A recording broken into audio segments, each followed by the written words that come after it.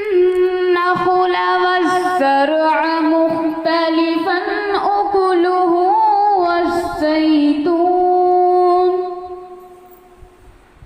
والزيتون والرمان متشابها وغير متشابه كلوا من ثمره إذا أثمر وآتوا حقه يوم حصاده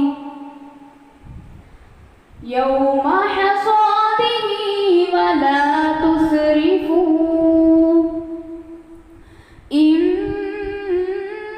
إنه لا يحب المسرفين ومن الأنعام حمولة وفرشا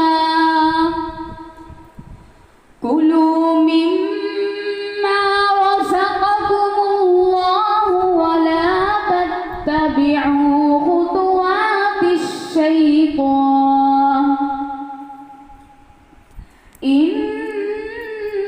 إنه لكم عدو مبين فما